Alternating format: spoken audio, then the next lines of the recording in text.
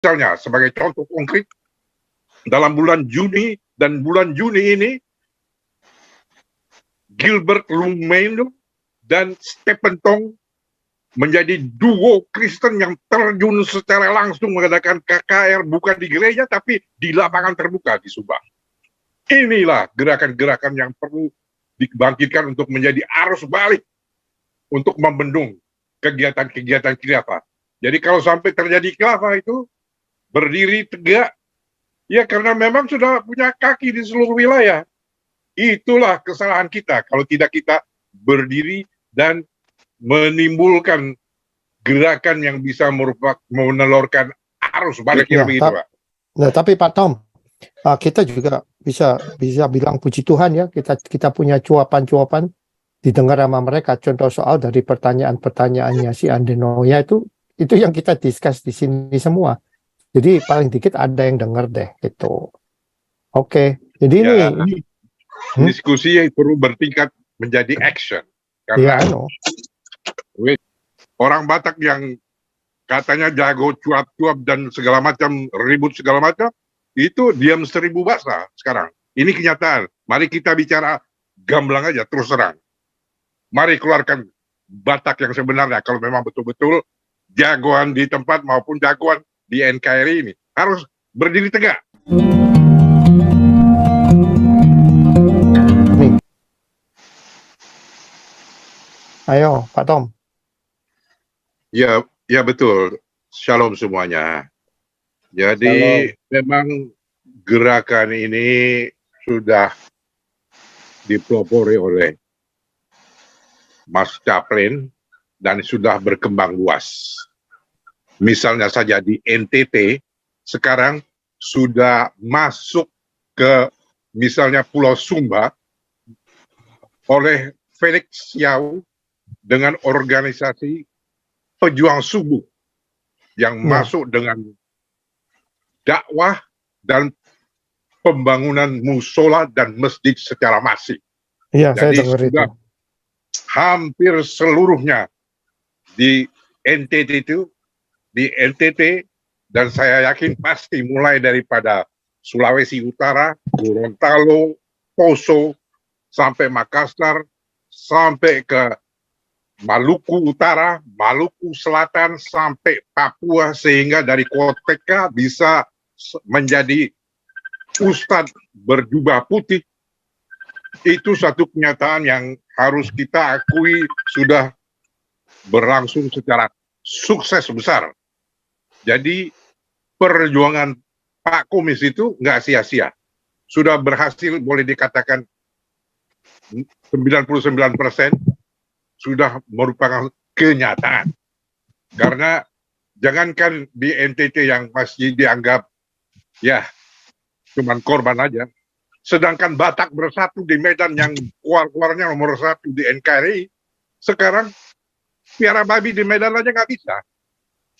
Itu satu kenyataan yang perlu kita akui dan hadapi, dan harus bisa terjun di dalam gerakan-gerakan arus balik yang bisa membendung dan mengalihkan banjir bandang itu menjadi arus balik supaya bisa dikembalikan ke tempat yang sebenarnya dan kebebasan untuk baik berserikat, berkumpul, beribadah dan sebagainya itu tidak menjadi halangan atau gangguan, tapi mesti seperti orang-orang yang beradab gitulah, saling menghormati masing-masing dengan keyakinannya sendiri, melakukan ibadahnya sendiri tanpa gangguan dari siapapun.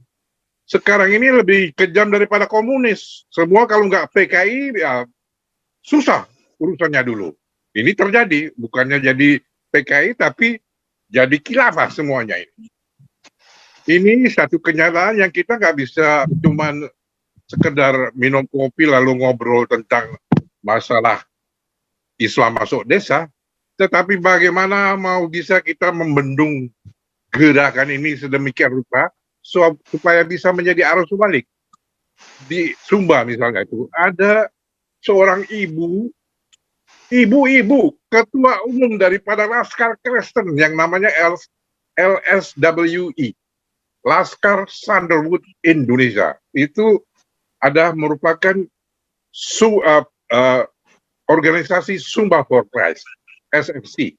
Dua organisasi itu betul-betul terjun ke lapangan menghadapi semua urusan ini dan mengusahakan untuk ada gerakan arus balik. Misalnya, sebagai contoh konkret, dalam bulan Juni ini, Gilbert Lumeno dan Stephen Tong menjadi duo Kristen yang terjun secara langsung mengadakan KKR bukan di gereja tapi di lapangan terbuka di Subang. Inilah gerakan-gerakan yang perlu dibangkitkan untuk menjadi arus balik untuk membendung kegiatan-kegiatan khilafah. Jadi kalau sampai terjadi khilafah itu berdiri tegak, ya karena memang sudah punya kaki di seluruh wilayah. Itulah kesalahan kita kalau tidak kita berdiri dan menimbulkan gerakan yang bisa menelurkan arus balik seperti yang di Sumba yang dilakukan seorang ibu-ibu. Dia mengorganisir 4 kabupaten di mana dari 4 bupati di Sumba itu yang semuanya Kristen, sekarang 2 udah Islam. Bagaimana menghadapi keadaan itu? Itu sudah satu kenyataan. Itu belum bicara mengenai siapa Kapolresnya, siapa Kapoldanya, segala macam. Semua sudah terukur dan terstruktur, diatur oleh orang-orang kayak macam Felix Xiao tuh. Nggak kan terpikirkan seorang Felix Xiao di Jawa itu mau masuk ke Sumba yang di hutan belukar begitu. Malah berdakwah dan mendirikan musola dan masjid secara gencar. Di mana-mana muncul mereka semua dengan pakai baju putih, kopiah putih, segala macam. Tapi Pak Tom, Medan itu kan wali kotanya mantunya si Jokowi, Pak Tom. Tapi dia nggak bisa apa-apa, itu banci juga tuh orang. Ya, gubernurnya aja udah terkontaminasi seperti itu, ya terpaksa wali kotanya nurut. Itu kenyataannya. Tapi kalau wali kota punya kekuatan, dia harus bisa berdiri sendiri dan menjalankan program yang artinya bisa adil di dalam kebenaran supaya semuanya bisa merata. Jangan babi aja dia udah mulai dilarang hidupnya di kota Medan. Sebentar lagi orang Kristen dilarang hidup di kota Medan. Orang Batak yang katanya jago cuap-cuap dan segala macam, ribut segala macam, itu diam 1000 bahasa sekarang. Ini kenyataan. Mari kita bicara gamblang aja, terus terang. Mari keluarkan Batak yang sebenarnya, kalau memang betul-betul jagoan di tempat maupun jagoan di NKRI ini. Harus berdiri tegak, melawan kebatilan yang timbul dan muncul seperti itu. Itulah fenomena-fenomena yang kita hadapi sekarang ini, yang perlu kita artinya mawas diri dan meletakkan kembali satu strategi yang bisa kita pakai untuk membangun Indonesia yang betul-betul bisa berdasarkan musyawarah untuk mufakat. Sekarang nggak ada musyawarah dan mufakat. Lehermu lagi diinjak sekarang ini. Engkau lagi mengerang karena ditindas. Inilah kenyataan yang harus kita sadari. Jadi jangan enak-enak ngopi, santai, ngobrol, ngalor ngidul, nggak ada lagi waktunya untuk itu. Harus betul-betul perjuangan. Kalau Felix Xiao sendiri bisa masuk Sumba, kita di sini ngapain? Cuma ngobrol ya. Harus ada strateginya yang lebih lanjut. Kira-kira begitu, Pak. Nah, tapi Pak Tom, kita juga bisa bilang puji Tuhan ya, kita punya cuapan-cuapan didengar sama mereka. Contoh soal dari pertanyaan-pertanyaannya si Andenoya itu yang kita discuss di sini semua. Jadi paling dikit ada yang dengar deh gitu. Oke. Jadi ya, ini diskusi yang perlu bertingkat menjadi action.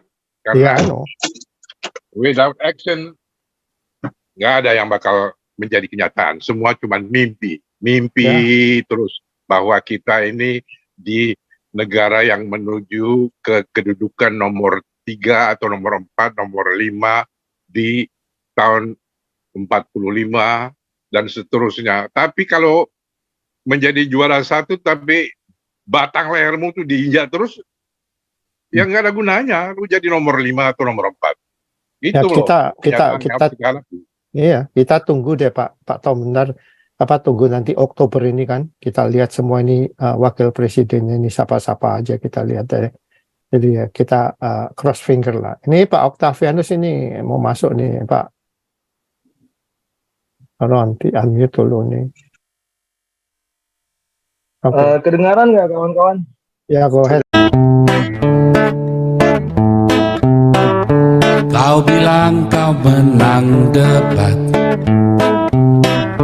lawan domba yang sesat. Kau bilang banyak yang tobat.